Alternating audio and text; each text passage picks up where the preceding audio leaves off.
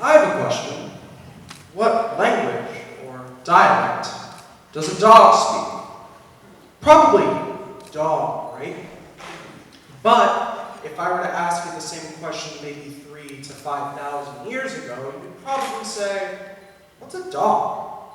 Thousands upon thousands of years ago, before selective breeding and the puppy bowl and begging strips, dogs were just wolves. And believe it or not, those wolves used different forms of communication.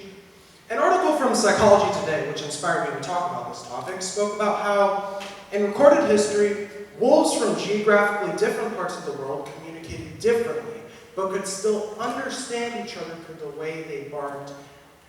I started to do more research because I was interested about this topic.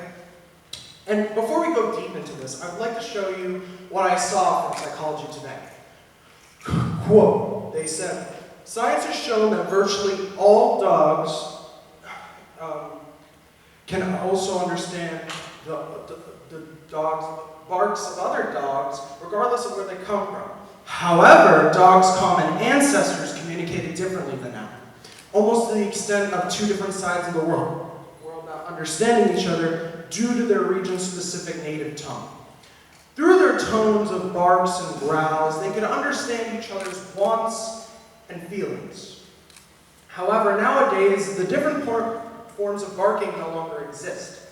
Now, you're in your seat probably thinking, why is this 14-year-old professor boy giving me a lecture on zoology? I'll never need to know this because I'm not a dog.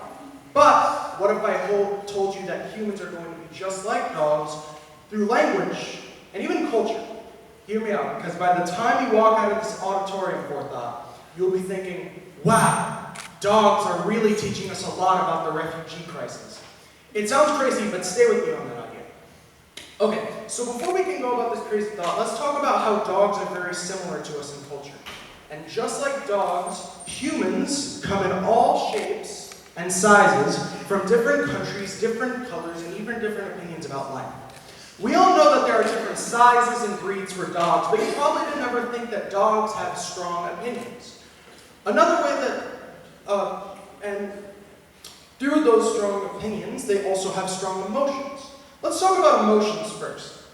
So, the dogs are just like having humans who have emotions in one way. Let me give you an example. So, small dogs, when they don't get a treat, they get sad. And your child, when they don't get a toy that they want at Toys R Us, they throw a temper tantrum. And also, dogs are like humans through opinions. One way, like a majority of opinions, like do I prefer wet food or dry food? The majority of dogs think that wet food is better than dry food, but there's a small minority that prefer dry food over wet food. Much like how most humans believe in human trafficking is wrong, but there's a small minority that believe that it is justified.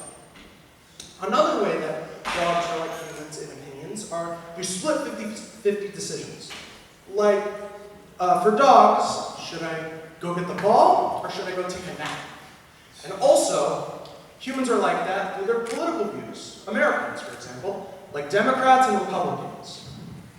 And they're also like dogs through race. There's one race of dog, but there are many breeds of dog. German Shepherds, Shih Tzus, Bulldogs, Pugs, thousands more. And as we all know, humans have many breeds, like Chinese, South African, Mexican, English, German, and more.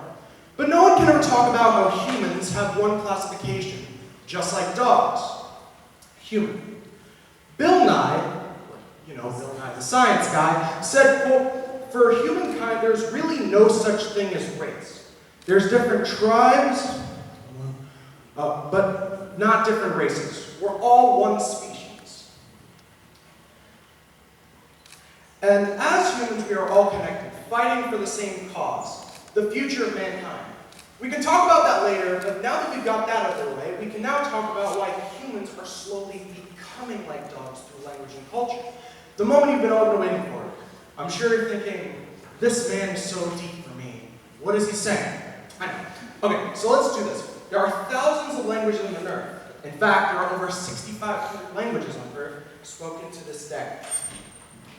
Whether from different tribes or different countries, it's safe to say that humans are very diverse in their language.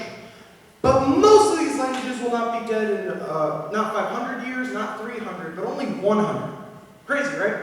So, scientific research supports the idea that languages who have few native speakers will be the first to die in the next 100 years. A study from the Daily Mail has stated, while there are more than 6,000 languages spoken globally at present, less than 600 are likely to endure in 2115, and there could be simplified versions of what we recognize today, one linguist has claimed, end quote. However, there are exceptions. Languages such as the Hindi language, although spoken by a large majority of people, will die off, most likely due to the increase in the need to learn language in our English in our modern society. Languages like Taiwanese, Italian, Cantonese, and even a native language that you speak will essentially be eradicated.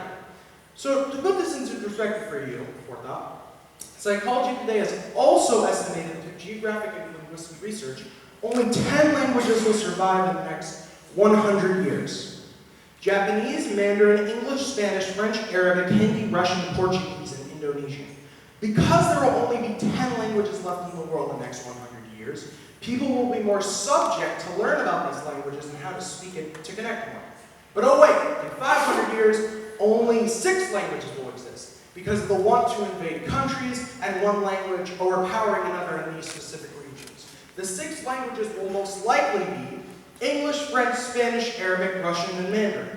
These languages also happen to be the most popular from each continent that they come from.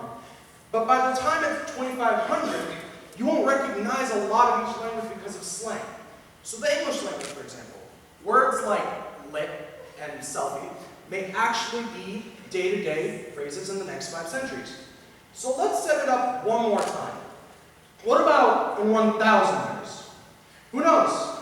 I don't know. But due to the trends in population and macroeconomics, there will probably be 5 languages that survive until the next millennium. English, French, Mandarin, Arabic, and Russian. Now, isn't it interesting that 3 out of the 6 languages, Mandarin, Arabic, and Russian, that will survive until the next couple centuries, are also languages from countries that America has had conflict with? Crazy, right? Now, let's go to my statement on how humans will have to learn these languages because they are now closer together linguistically. Humans are all the same. We just speak different languages and have different cultures. And people who hate people who just happen to be Chinese or just happen to be Arab, in the future will be forced to come together and learn a new language to communicate with others. Or they will be left behind in society. And those who are racist now will be hypocritical in the future. Let me give you a theatrical performance. Hey man, I hate the food that you eat. You eat it every day. I know, dang it. That's how they would go, and it would essentially be very hypocritical. And so let's just say, so there would be no minority or majority, and essentially we could say that things such as xenophobia and racism could become obsolete. So let's go to my statement on refugees. The majority of refugees speak Arabic. And do you know what one of the 6 languages that will survive in the next millennium will be? Arabic. Do you know who most Americans fear? Arabs. The Arab people and the American people will soon have to learn each other's language in order to communicate. And science and economics say they have no choice. The people who don't want refugees in the country will have to communicate with them in the distant future, and will see their future offspring speak Arabic, and will even have a future family with another Arabic person. Refugees are already learning English in refugee camps funded or set up by American organizations such as the Red Cross and the Peace Corps. And that's ironic, because those are American organizations, and they speak English, yet we're not doing the opposite, and Americans are refusing to learn languages such as Arabic because of the fear. And Americans aren't learning Arabic, Russian, Mandarin, or Russian. And why? These are languages that will endure for hundreds of generations, hundreds of years, and eventually morphing into one language and even one common culture. Just like dogs, we will come to the point where we will not be separated by breed or race, and language will be our guiding light. Dogs have already reached this point of evolution long before we eventually will. Let's learn from man's best friend and end the thought of racism. So forethought, if someone ever calls you a dog, say, maybe you're right. Thank you.